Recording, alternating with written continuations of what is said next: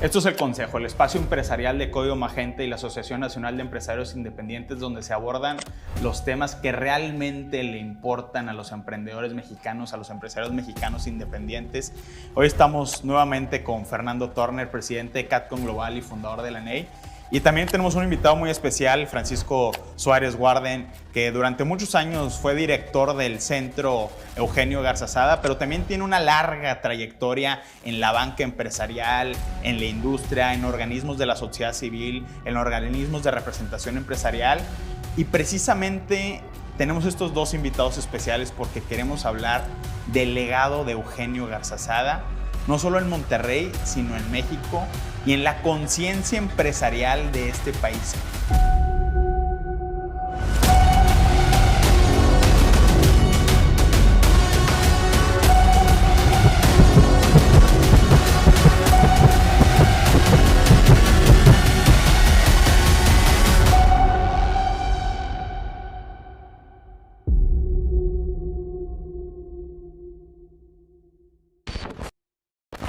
¿Qué significa para México, para Monterrey, el legado de Eugenio Garzazada, Francisco Suárez? Sí, muy bien, pues muchas gracias por la invitación. Yo quisiera empezar diciendo que la historia no es un simple relato, una narrativa de lo que pasó en el pasado, sino que influye en el presente y puede moldear el futuro. Y hoy recordamos 50 años de la pérdida de quizá el empresario más respetado, más admirado, pero también más querido en la historia de Monterrey y seguramente de México, Eugenio Garzazada. Y todavía es común, después de medio siglo, que cuando pensamos en liderazgo, pensamos en don Eugenio. Cuando pensamos en responsabilidad social, seguimos pensando en don Eugenio. Cuando pensamos también en educación, pensamos en Eugenio Garzazada. Y cuando pensamos también en la defensa firme de los principios, seguimos pensando en don Eugenio. Yo creo que es muy oportuno, en consecuencia, que sobre todo los organismos empresariales aprovechen y aprovechemos todos la historia para repasar, para reflexionar sobre el legado tan importante de don Eugenio Garzazada, que yo lo dividiría en dos. Uno, en lo que se refiere a su contribución al desarrollo económico, social y humano, pero otro quizá que no se ha abundado tanto, que es su contribución a la cultura regiomontana, al carácter regiomontano, que es importantísimo. Para Fernando Turner, ¿qué significa Eugenio Garzazada? Fernando, eres un empresario importante de Monterrey, un empresario con una larga trayectoria en el norte del país. Pues, ¿qué representa para la conciencia empresarial el legado de Garzazada? Pero yo creo que es un ícono importante que debemos tener presentes todos los empresarios que queremos trascender, no solamente en lo económico, ¿verdad? Queremos tener éxito en lo económico, tenemos que tener éxito en lo social y en un impacto en la sociedad, ¿verdad? Y en las ideas de justicia social, en las ideas de políticas que adelanten el crecimiento económico del país, que generen empleo, que busquen eliminar la pobreza de México. Esencialmente creo que ese ejemplo pues vive en muchísimos empresarios medianos y pequeños de Monterrey y de México. Y quizá en la parte superior se haya perdido, se haya desdibujado esos valores, sobre todo el de austeridad y el de humildad y el de discreción y el de otros valores de ese tipo que son del carácter regiomontano, como dice Paco. Pero en muchísimas familias regiomontanas subsiste eso. Aquí hay, no sé, decenas o miles, cientos o miles de empresarios que todos los días con su trabajo, ¿verdad?, viven esa forma de ser de los valores de don Eugenio, ¿verdad? Entonces sigue siendo un ejemplo, la NEI reconoce ese ejemplo quisiéramos que subsistiera y quisiéramos que evolucionara hacia las necesidades del siglo XXI, ¿verdad?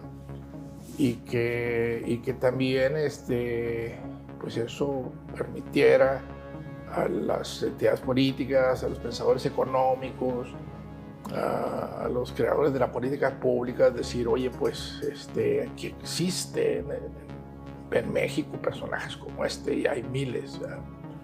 Y debemos de promoverlos porque son parte esencial del crecimiento justo y próspero del país, ¿no?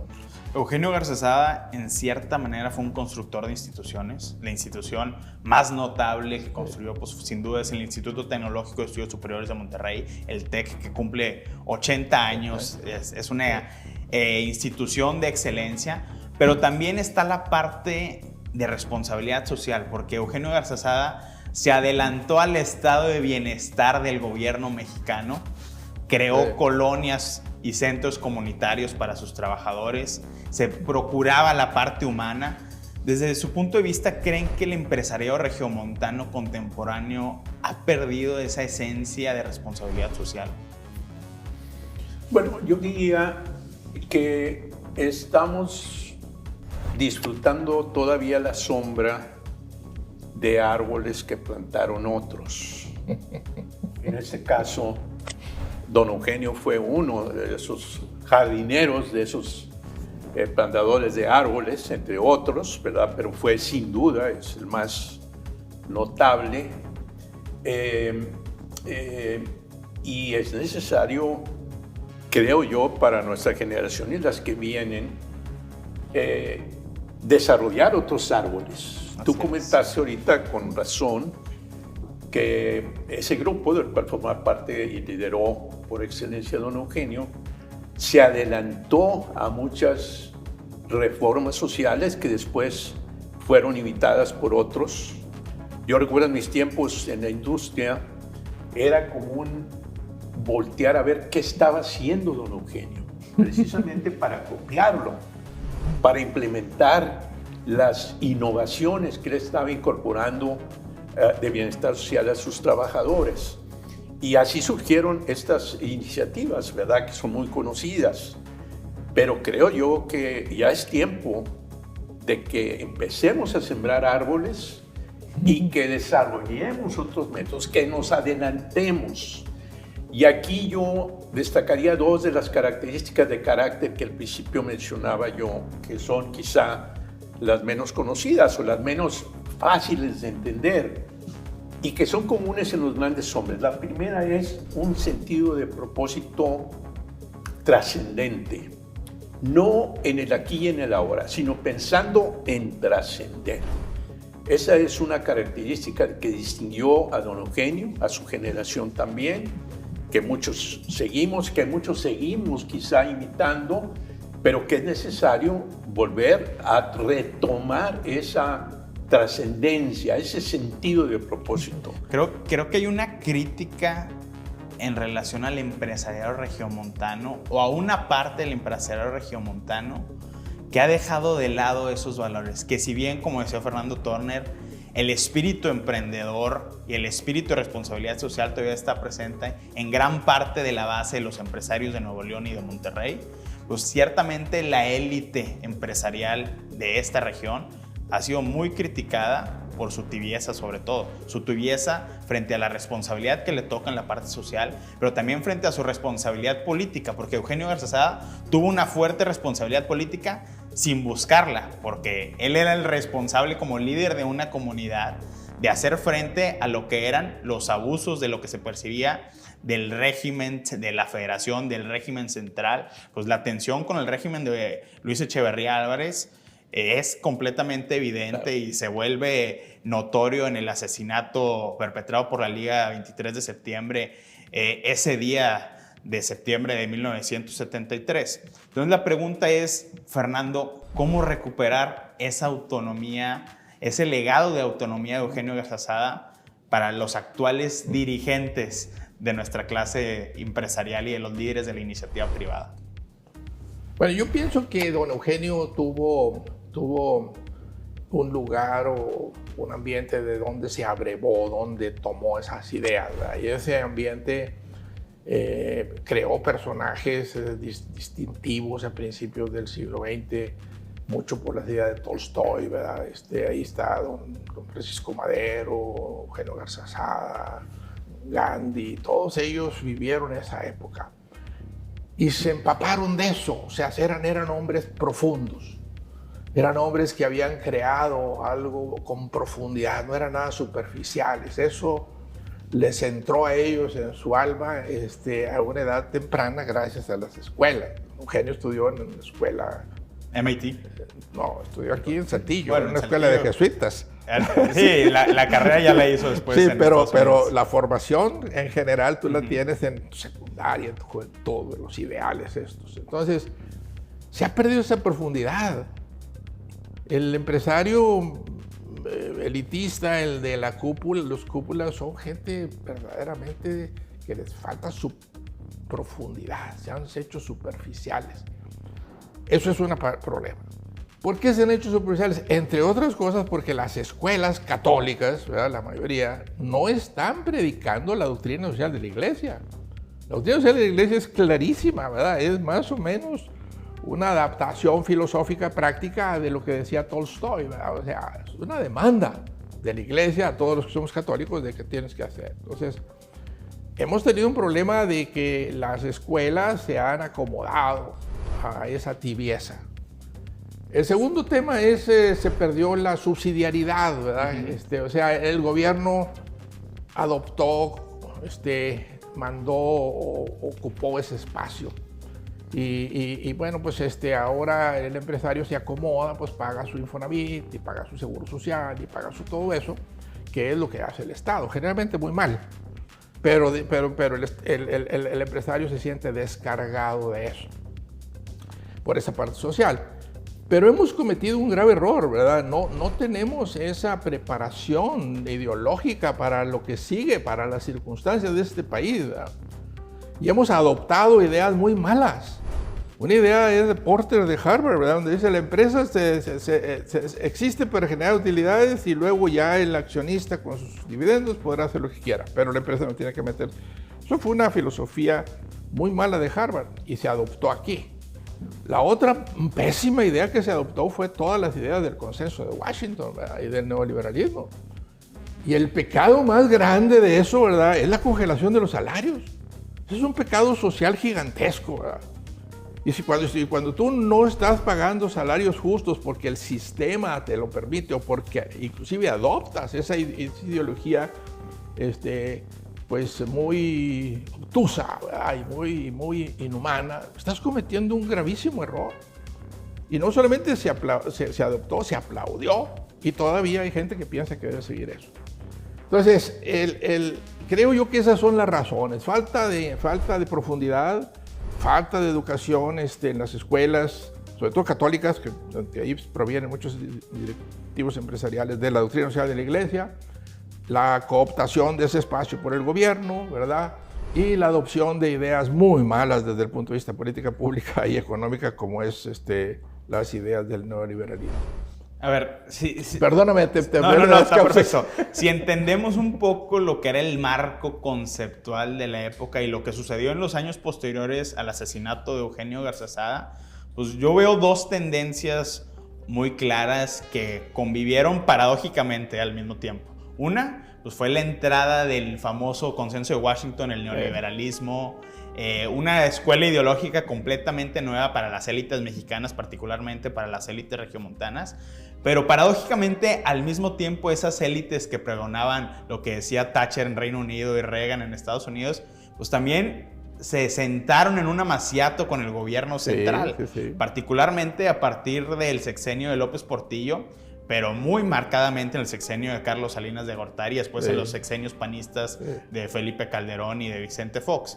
Esa línea y esa relación estuvo muy marcada y rompió con la tendencia de sana distancia que había pregonado el grupo que dirigía Eugenio Garzazada en la década de los 60s y en los 70s durante el desarrollo estabilizador mexicano, que también era un capitalismo con una conciencia social muy diferente. Sí. Ahora vamos a llegar a una nueva coyuntura, que es la coyuntura, digamos, entre comillas, del nearshoring. Una coyuntura donde hay nuevas oportunidades económicas, donde se ve hacia afuera, donde se ve a Nuevo León, a Monterrey, como parte de una integración de 3 países. Y eso creo que también abre una oportunidad para el legado de autonomía que pregonó Eugenio Garzazada y su grupo. ¿Cómo hacer valer ese legado, Francisco Suárez? Bueno, yo volvería otra vez a la historia, ¿verdad? En el caso de Eugenio Garzazada, que es el tema central, fue un hombre que estuvo lleno de desafíos toda su vida. Al elaborar su biografía, cuando se escribió, uno de los temas que se comentaba es que había poca idea de que había sido un hombre tan lleno de desafíos en su vida, porque además él llegaba a su casa, colgaba el sombrero y decía, aquí se quedan los problemas, y en la casa era otra persona, ¿verdad? Un equilibrio de vida muy importante con su familia. Pero él desde muy joven, desde niño, fue al colegio, como ya lo comentó Fernando ahorita, en Saltillo, porque en ese tiempo el mejor colegio cercano era Saltillo, entonces dejó a sus padres temprano, después a una academia militar, después a MIT a estudiar la profesional. No pudo regresar a México porque estaba la revolución, cervecería estaba expropiada, tuvo que pasar algún tiempo en Estados Unidos haciendo trabajos muy modestos para ganarse la vida. Regresó a encontrar una compañía problemadísima, un sistema de transporte hecho pedazos, un sistema financiero prácticamente inexistente, la compañía con problemas graves, muere su padre precisamente cuando estaba a punto de resolverlo con ayuda de otras personas. Entonces, después vino enfrentamientos muy fuertes ideológicamente con el gobierno, con las políticas gubernamentales, y finalmente fue asesinado, ¿verdad? Fue una vida en constante desafío. Y quizá ese también es un ingrediente, junto con los que Fernando comenta, que tiene, y se nos olvida que la vida en gran parte es desafío y que hay que tener la voluntad de enfrentar. A veces pensamos que nuestra generación es la que ha tenido más desafíos en la historia, y es importante recurrir a esta para poder entender que la vida es desafío y hay que enfrentarlos con decisión. La otra es una de las virtudes quizá más importantes de un ser humano, que es el valor. Si no hay valor, todas las demás virtudes no son aplicables, ¿verdad? Se requiere valor para hacerlo. Fue otra característica que distinguió a don Eugenio y que yo creo que vale la pena recuperar, retrotraer, ¿verdad?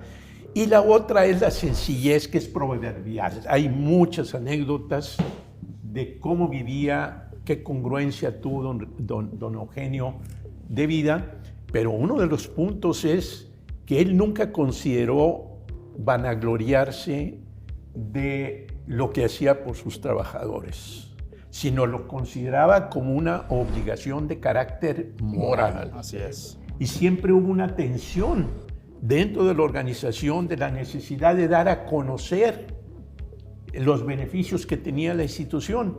Él fue un hombre discreto, siempre se opuso, y es lo más conocido que hay, lo que hizo don Eugenio. Es una ironía, ¿verdad? Pero qué importante también tener esos principios, que también ya hizo referencia a Fernando, como la Rerum Novarum, por ejemplo, ¿verdad? Quizá entre otras, que dan un marco teórico, conceptual, y moral, sobre todo moral, a la función del empresario, que es un líder o debe serlo por naturaleza.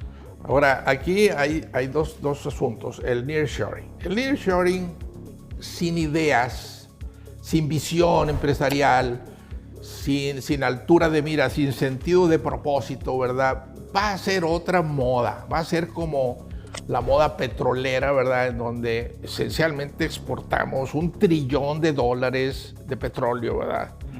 Y ese trillón no está por ningún lado aquí en México, en infraestructura, ni en desarrollo, ni en reducción de pobreza. Y lo mismo va a pasar con nearshoring. Si no tenemos esa visión de cómo vamos a aprovechar eso, cómo vamos a articular políticas públicas para que ese ingreso de capital nos deje menos pobreza, beneficie a la mayoría, integre las cadenas productivas.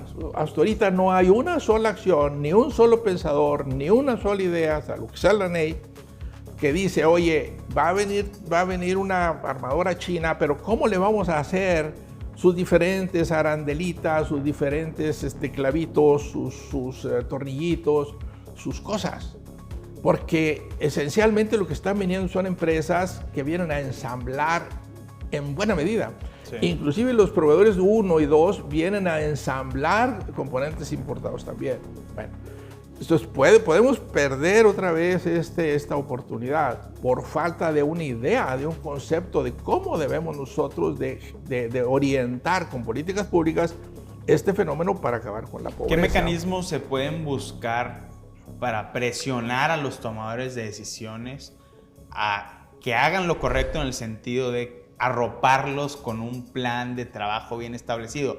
Y te lo comento, estaba la semana pasada con un ejecutivo, con el director de una de las multinacionales más importantes de aquí de Monterrey, un ejecutivo europeo, que yo le preguntaba, ¿y qué opinas del Monterrey? Y me decía, es una ciudad fantástica, es una ciudad dinámica, es una ciudad donde está existiendo mucho crecimiento, pero tenemos una preocupación, que el dinamismo de las nuevas inversiones sea paralelo a la construcción de infraestructura social. Y eso es algo que no estamos teniendo en la conversación. No nos estamos preparando para ese siguiente paso del desarrollo regiomontano. Entonces yo por eso pregunto, Fernando Turner, ¿cuáles son los mecanismos que se tiene para presionar a los tomadores de decisiones? Lo principal que se tiene que hacer es ver que las pequeñas y medianas empresas tengan un ambiente propicio para poderse integrar a las cadenas productivas. Necesitamos ese ambiente propicio, implica no monopolios mexicanos, que son los que impiden el crecimiento de las empresas públicas. Necesitamos un tipo de cambio competitivo, digan lo que digan, sino que vayan a ver Asia, ¿ya? En todos los países asiáticos, ningún país asiático tiene una moneda sobrevaluada. Entonces, eso hace que sea competitivo fabricar en México y no importar. Y mientras sea más fácil importar que hacer, pues la gente va a importar. Necesitamos un ambiente de financiamiento a las pequeñas y medianas empresas sólido, robusto, como el que ha propuesto la NEI, que es el Small Business Administration de Estados Unidos. Financiamiento fuera del sistema bancario. Porque el sistema bancario tiene un problema de falla de mercado que nadie quiere resolver, ¿verdad?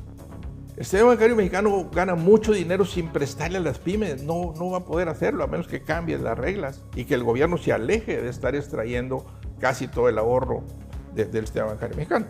Entonces necesitamos un financiamiento muy fuerte para las pymes y necesitamos darles la importancia que tienen para que esas cadenas productivas se integren. Dos obstáculos adicionales: los monopolios estatales, CFE. Así es. Pemex. Esos son enormes obstáculos. Haz de cuenta que tienes una puerta de fierro ahí, ¿verdad? Para que no se genere una integración adecuada, ni de productividad, ni de integración de cadenas de valor, ¿verdad? Entonces, eso es, ¿qué es lo que hay que hacer? Darle chance a las pymes, ahora sí, de a de veras. ¿Qué es lo que hay que hacer ahorita en lo político? Alejarse de los asesores económicos de toda la vida. Los que están diciéndole a Xochitl, oye Xochitl, necesitamos que cobres impuestos y 60% más, como una en reforma Europa. Fiscal de más impuestos. No, sí, simplemente eso no funciona. Necesitamos menos Estado, necesitamos más financiamiento de las pymes, necesitamos más infraestructura. O sea, necesitamos un cambio de mentalidad, ¿verdad? No lo que está ahorita en boga, ni en los líderes políticos, ni en los líderes empresariales, ni en los líderes económicos. A ver, si analizamos lo que fue el entramado empresarial que sucedió a Eugenio Garzazada, está muy marcado que las empresas regiomontanas eran empresas que no dependían de concesiones, eran empresas que no dependían del capricho de contratos federales, que no dependían de las variables políticas de la capital, sino que eran entramados comerciales y financieros que tenían su propia vida. Y yo creo que eso es algo que se tiene que volver a entender en la clase empresarial de Monterrey. Es correcto. Y aquí acudo a una frase de don Eugenio. Decía, el empresario que solo se ocupa de su empresa, ni siquiera se ocupa de su empresa. Es cierto. Hay que ver a la comunidad. Hay que ver a la comunidad, hay que asomarse a esas políticas públicas, a esas iniciativas sociales, a esas iniciativas de desarrollo humano, y ponerlas a la altura del desarrollo tecnológico. Tenemos magníficos técnicos, magníficos ingenieros, magníficos financieros. Tenemos que agregarles el contenido de preocupación por el entorno, de dedicar tiempo, de dedicar recursos y de exponer ideas con franqueza, que fue una característica regia, ideas con valor, que fue una característica de don Eugenio. Y autonomía. Sí, la autonomía pues es la base. Todas las biografías de los grandes hombres tienen esas dos características. La primera es un propósito, como dije antes, más grande que uno mismo, y la segunda es la autonomía. El cumplirlo no depende del gobierno, no depende de mi proveedor, no depende de mí. Vernos en el espejo y tomar responsabilidad. A ver, hemos sido aquí muy críticos de la postura actual de la élite empresarial, pero también creo que hay espacio también para el optimismo e incluso el argumento para decir, yo sí soy un ferviente, yo sí creo que hay un excepcionalismo regiomontano desde ese punto de vista positivo del ADN, del sentimiento empresarial, de la cultura del esfuerzo que sembró Eugenio Garzazada. Bien lo comentabas, Francisco. Pues estamos disfrutando la sombra de los árboles que plantaron los jardineros hace ya más de 50 años. Pero eso sí ha quedado sembrado en la base empresarial, en la gente que trabaja en las empresas regiomontanas, en la sociedad regiomontana. Y no es gratuito que hoy Monterrey esté recibiendo talento de todo el mundo, que hay zonas en México que están completamente paralizadas por conflictos, incluso armados, por conflictos políticos. Y Nuevo León y Monterrey sí es un faro de esperanza y sí es un faro siempre viendo al futuro. Y yo quiero cerrar con esta parte, preguntarles con qué legado, con qué enseñanza de Eugenio Garzazada se debe quedar el empresariado regiomontano.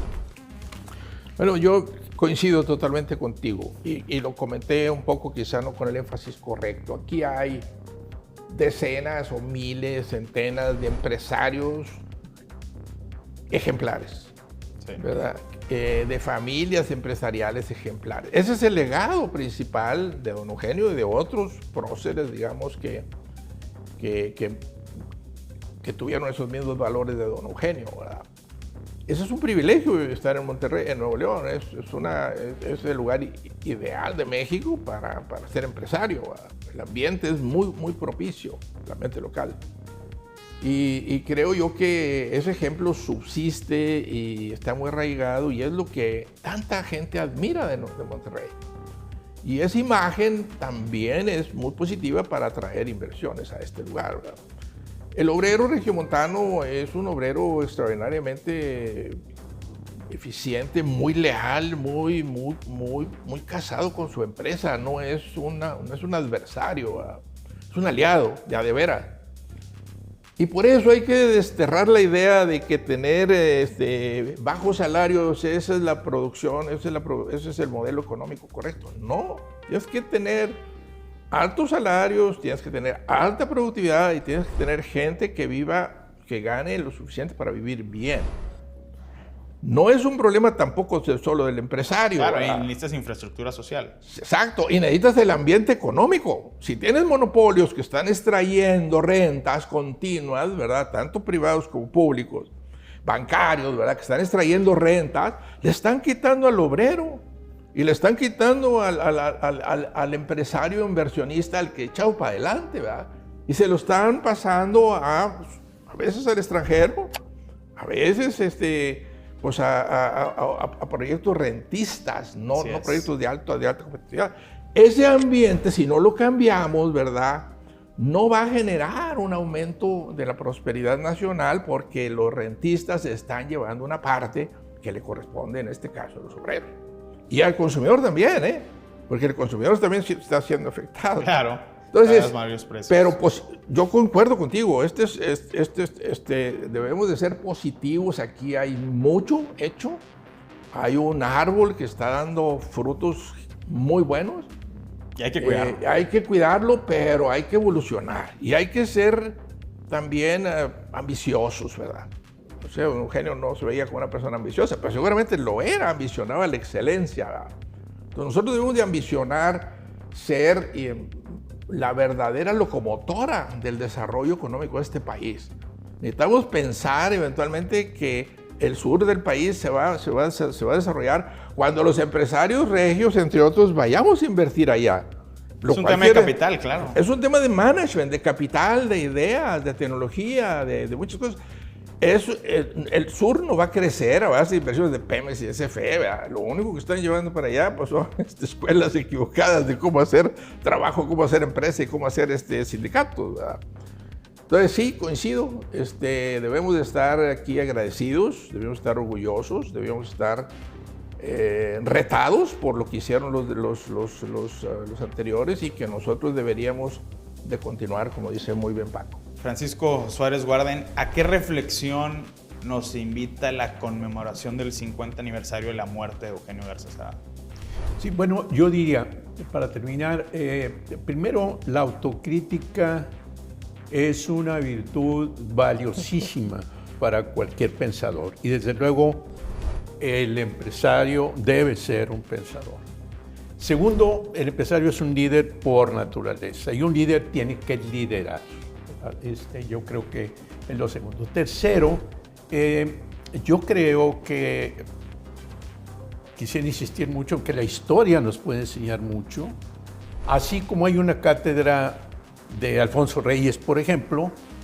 Yo creo que debería haber una cátedra de Eugenio Garza Sada, ¿verdad? Una reflexión periódica de qué estamos haciendo en los temas fundamentales de un empresario: desarrollo económico, social, humano y sobre todo desarrollo de nuestro carácter. ¿Qué diría don Eugenio, verdad, si viniera, si regresara y viera lo que estamos haciendo? Obviamente el entorno de hace 50 años era muy diferente al que estamos viviendo ahora, pero hay principios que son inalterables, que son válidos, que continúan siendo válidos, y vale la pena de tiempo en tiempo, como lo hace cualquier organización eficiente, cualquier grupo, cualquier sociedad, el tener la capacidad autocrítica y vernos a la luz de esa experiencia qué debemos de hacer, qué árboles hay que sembrar ahora que den la sombra que estamos recibiendo ahorita a los que vienen en las generaciones que nos van a suceder. Pues Francisco Suárez Guarden y Fernando Turner Dávila, muchas gracias por estar en el espacio empresarial de Código Magenta y de la NEI. Hasta la próxima. Gracias. Muchas gracias, Rodrigo.